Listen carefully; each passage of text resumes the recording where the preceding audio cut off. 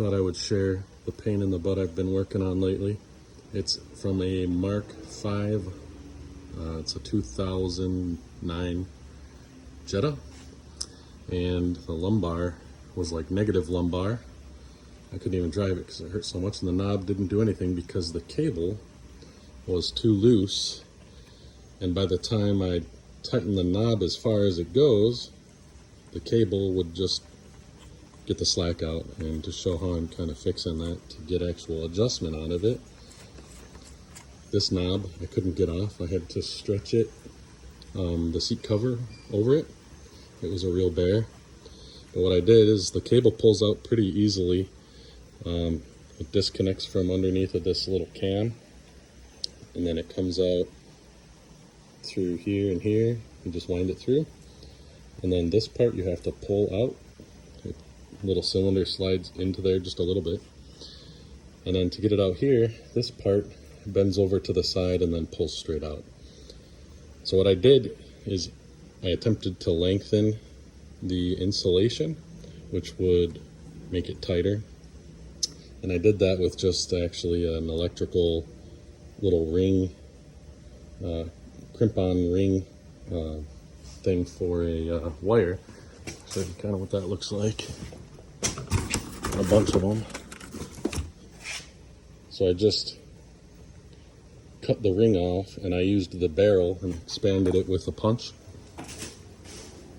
and then I crimped it back onto the actual wire to create a little gap, about a 1/4 inch gap.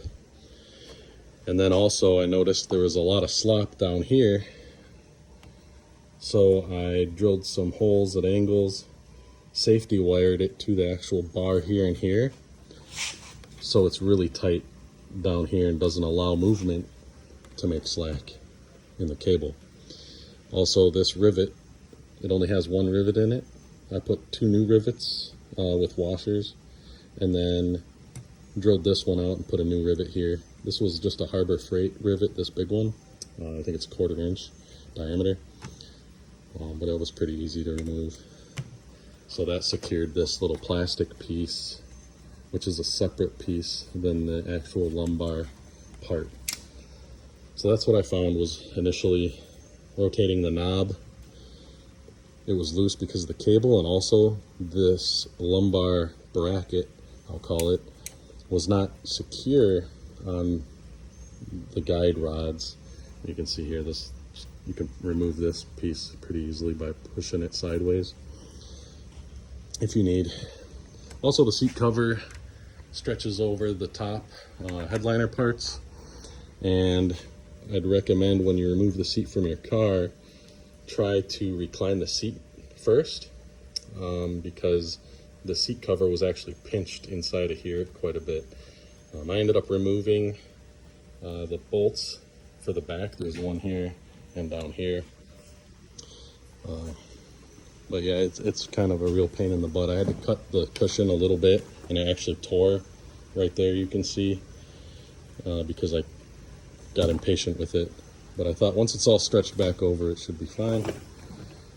And the seat cover is mounted and secured to the cushion with, it looks like, wires and those, I think they call them a hog ring type of staples, just a ring that goes through. I didn't bother to attempt to remove that part, so I'm just going to put it back on after I clean it up. There is some other videos I saw of a guy showed how to remove this panel, so I won't cover that. And that's about it. Good luck, it's not fun.